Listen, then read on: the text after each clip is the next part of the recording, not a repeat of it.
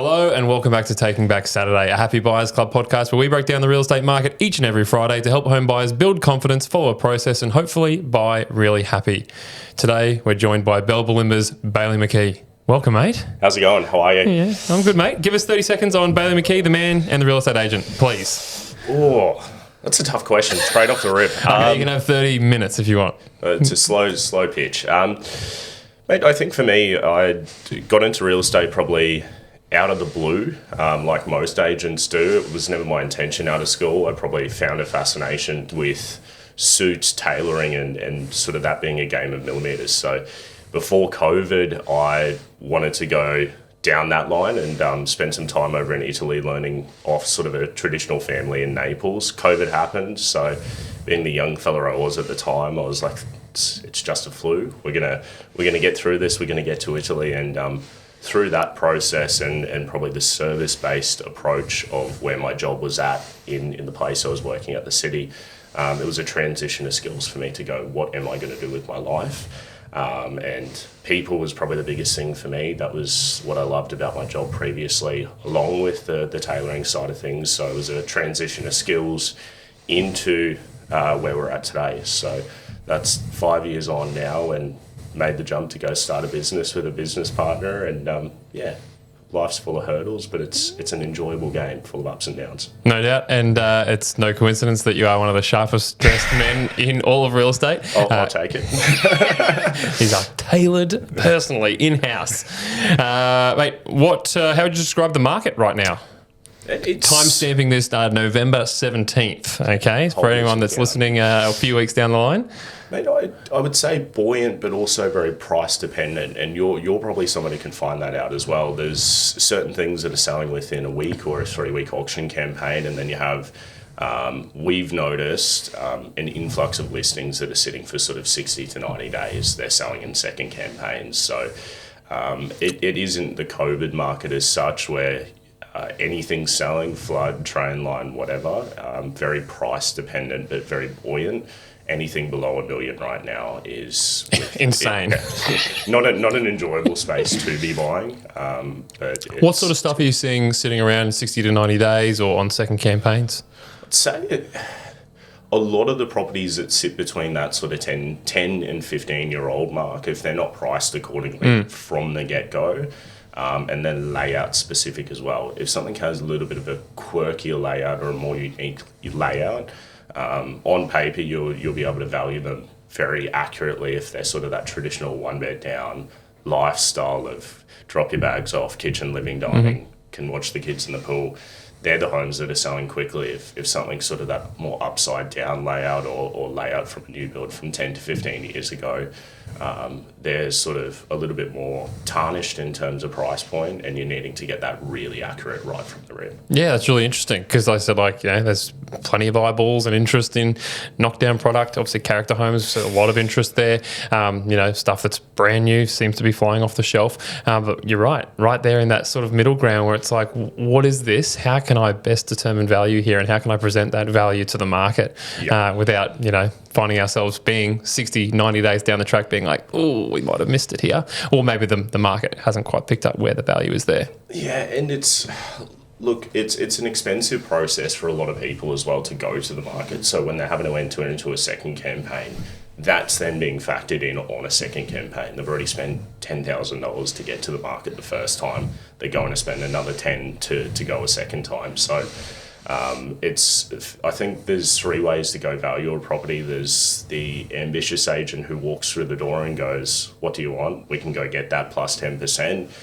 There's an agent who walks in with comparisons that are quite conservative, and there's a process-driven agent where it's, how do we run a campaign to create the most amount of competition around your listing to get you the best price and to find out what that is.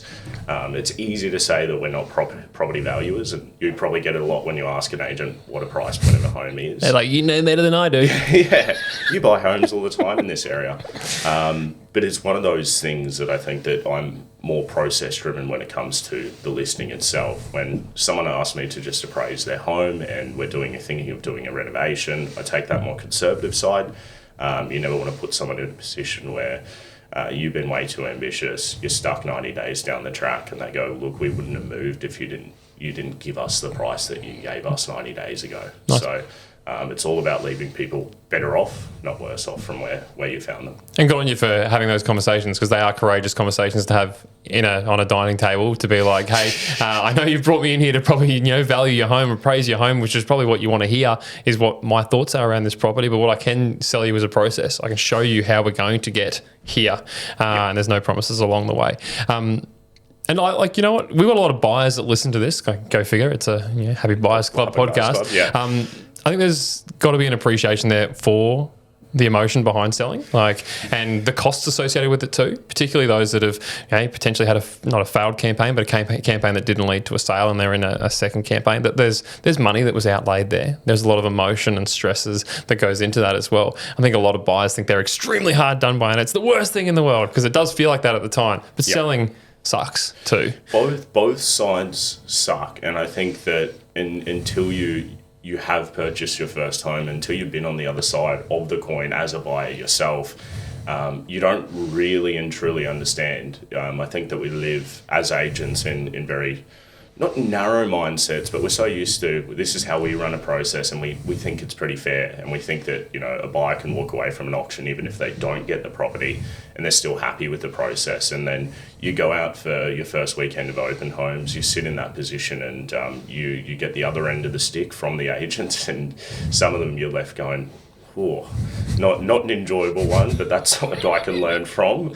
And some agents, you sit there going, okay, what price they're asking for, we're going to pay it, because they're not joking around. They're serious. There's a genuine honesty about them. And we found that with our last investment. We brought my brother and I at Browns Plains. We found a very good agent out there and who run a very effective process. And we sort of looked at each other and we went, okay, we're not going to get one over her. And we just ended up paying a price that probably didn't stack up on the comparable sales, but it was that if we spend another 3 months in this marketplace looking, it's probably going to cost us a lot more than the price that we end up paying for this home. Yeah. So, and that's that confidence. I mean, that's part of what we do. Is build confidence in paying the right money for the right properties. Okay, so that yes, particularly now, middle of November, things. To buy, it feels like you're paying a premium, and that's the reality. But that premium should come from a place of confidence, because by the time you're picking up your keys in 30 to 60 days, you're making money. You're ahead. That's just how buoyant the market is. So, I think everyone in the market currently probably does feel a bit terrified. But if you can put yourself in a position to buy good fundamental real estate, like you've done with your brother in that investment property, you should have confidence that if you've bought well, in a good spot that's not got any major objection about it, that it's going to continue to do well for you. It will over time, and I think that it's the confidence in the Australian property market and probably understanding the move of the castle, where it's everyone's Australian dream to eventually get into the property market and own a house, if not the long-term goal of owning multiple homes. So I think it's having confidence and faith that what you're buying and where you're buying and what it is will grow over time. It may not grow next week, it may not grow tomorrow. It seems in the last 5 years that has been happening, but that's probably not the traditional market that we live in. But we know that over time, these things do go up, and that's property in Australia is probably the thing that I am most confident in, but I'm also probably not smart enough to go and invest into the stock market and day trade and things like that. That's not for me. So can certainly attest to that. You're definitely not that smart. Is it just here? Is it just Australia where we're obsessed with property to the point where we can have podcasts where we just talk about buying properties and stuff like that? Do you reckon this happens anywhere else?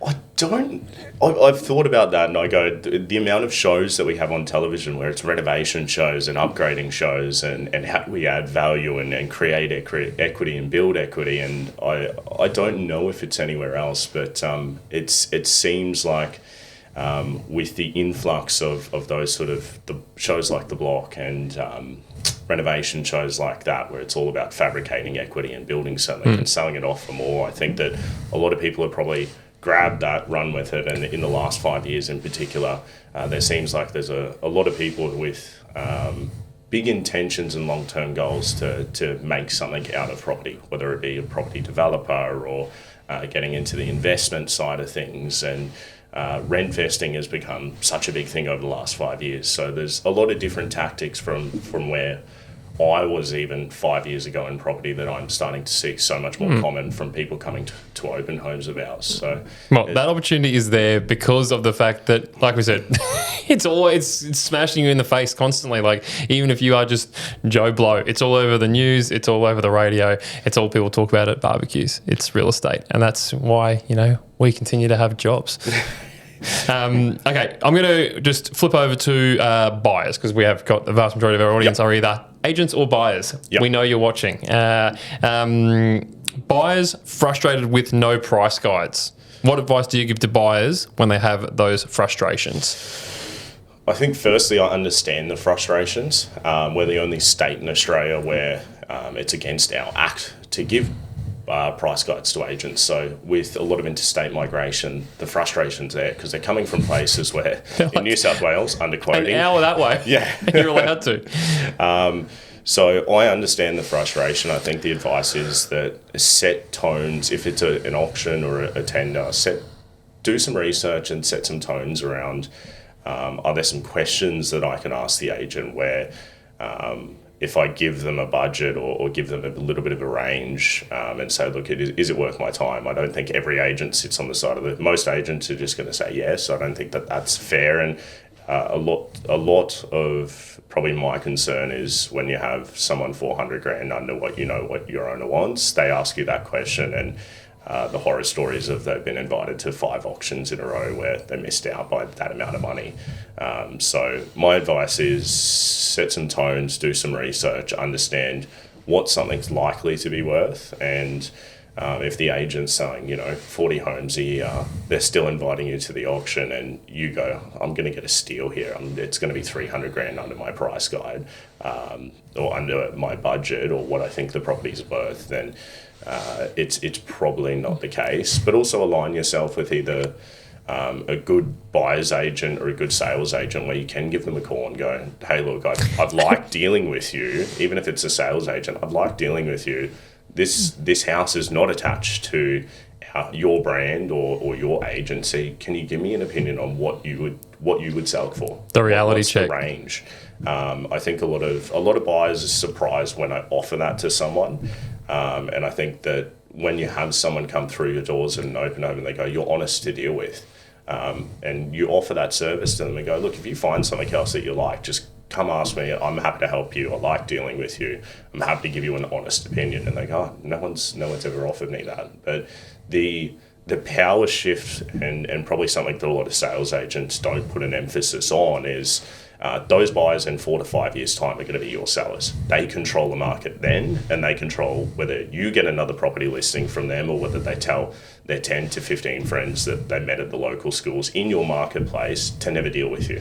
So reputation is everything in this game, and the more help that you can give people further down the track, I think you'll be rewarded for that.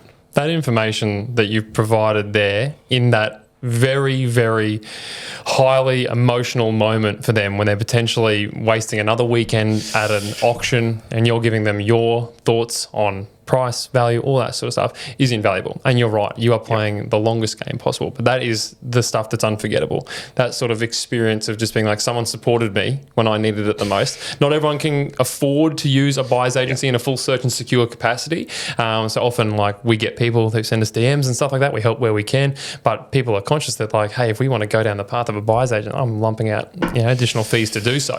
So finding allies in the industry who potentially are sales agents that you've got along with, that you've liked, that you could call on, text upon, a few days before an auction, just be like, hey, am I crazy here? Like, am I actually going to register and, lose a night's sleep over this auction? Amazing, mate. I think that's a wonderful, wonderful thing that you do there. And I reckon more sales agents should do it. You are a bit old school in that way. Like we were talking even before we got on here about, getting back on Oxford Street and, bumping into people and, writing handwritten cards and stuff like that.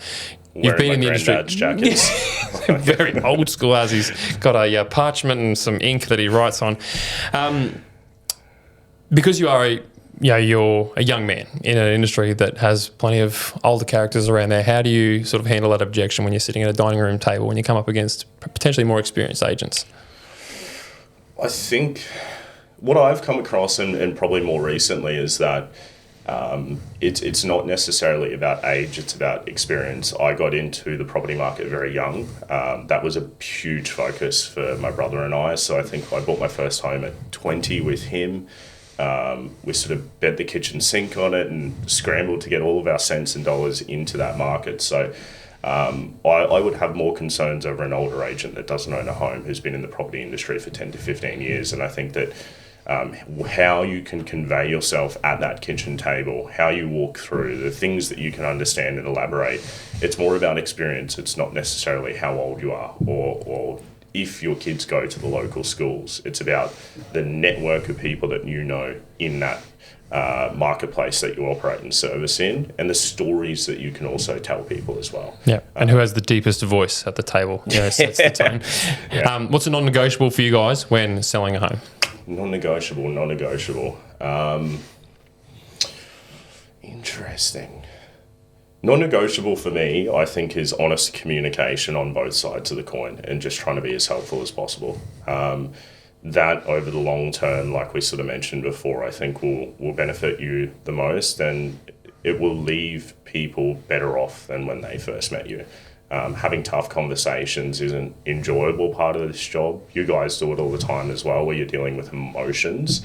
But I think it's making that call straight away when something isn't going to plan, or keeping your vendor updated when something that is unfortunate happens, like an offer comes in a little bit lower, or we're launching a property to the market and the interest isn't quite there, or you don't get as many inquiries as you anticipated. So I think it's about not waiting and hoping that something gets better, but making those changes on the front step to go, guys, we were expecting a little bit more inquiries. We're going to go change the back end price point. We need to welcome more people in. Let's go shoot a video.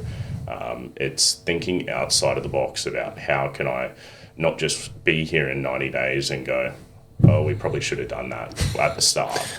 And you don't leave people with surprises. Definitely. I think that's the biggest thing. No problems, only solutions. Yeah. That's it. No, don't bury your head in the sand. Get out in front of it. Identify it. How are we going to get past this? Yeah, like you would never go to, and definitely not comparing our industry as such to doctors or lawyers, but you're about to. Yeah, in a sense, yeah. You don't go to a doctor or lawyer and go, hey, let's work on a solution together. Like you go, we're in this spot. How can you help me here? And that's exactly the type of conversation your vendor is sitting there. If you're going to them going, I don't know why something's happening. Let's work it out together. Yeah, come on, let's work on a solution. They're sitting there going, why are you not offering me advice? Yeah. I paid you for advice. That's why we get paid in our job. It's to come up with solutions. So no surprises and offer solutions. And bite the bullet when there's tough conversations. The earlier you can do that, the more trust and credit that you build with the seller. You're not going into debit with the seller. Nice one. What's a non-negotiable for buyers? Non-negotiable for buyers, it probably goes back to the best buyers that I deal with, and not necessarily the ones with the best conditions or the most amount of money, or it's the best buyers that I deal with are the ones that can sit there and have relatively honest conversations where they're offering you more information because they feel a sense of genuineness about you, and you can offer them honest advice as well, where you're not, like we said before, dragging them to an auction that they're well off the mark with, and sort of baiting their emotions for the first 3 weeks before an auction, and then they sit there on the day and go, I was never a chance. So also wasted a few weeks of my search, and I'm just continuing to be beaten down. Missed out on the B and C property as well that they could have afforded, and we have those buyers where they go, I could have strangled that agent. There was one recently, a very good buyer that we've dealt with who was a seller in our marketplace, and super upfront, he goes, this is my budget. He goes, I missed out on 6 auctions. And like that to me is like, you've missed out on 6 auctions. You are buying in the next few weeks. Definitely. And agent didn't want to bring him through a home. He said, look, I've just landed back from overseas. I know the market well enough. I'll go put a 1.7 or cash offer down on the home. I'll give you no conditions. I'm happy to do so. Look, we're not taking offers before the open home. He rocked up to the Saturday open home, and it sold It was under contract with conditions, an auction property, for 30 grand less than what he would have paid. So the agent has just cost the vendor all of their commission and marketing costs for that whole campaign. And you have now a buyer who's about to buy into the marketplace and become an eventual seller who not only will never use that agent, but has already told 5 agents and probably 20 of their friends. And probably let down all 4 of their tyres. That's what I want to say that. Okay, last thing. We'll do this just before we wrap up the pod. One tip for someone wanting to buy this weekend. This weekend, conditions are a massive thing. It's not necessarily just about price point. Conditions are a very big thing. So it's about creating your network. If you're not in a position fortunate enough to be able to use a buyer's agent, or you're in that cusp of what you want to buy and the costs associated with the buyer's agent, probably won't land for you. I think it's creating that network, a really good finance broker, having a solicitor ahead of time, and then if it can't be a buyer's agent, create some relationships with local agents where you can have that call and go, I'm bidding at this auction. What do you think it's worth? How can you help? Most agents are going to be pretty open, I think, about answering that call. If it's their direct competitor, they're going to give you more information than anyone else should. And if it's not someone who is working at the same office with them, then I think that they'll be able to offer that advice. So create a network, create a good network that can help you. And conditions are a huge part of any purchasing process. Don't leave that to the last minute. Get that sorted ahead of time, that when that you go through your first open home, you might put a finance clause in, but have the leverage that you can take it away and use it as a part of your negotiating tools if it isn't an auction. Mate, thank you. Amazing tips. Thank you for your time this morning. Bailey McKee, cue the song. Thanks, mate.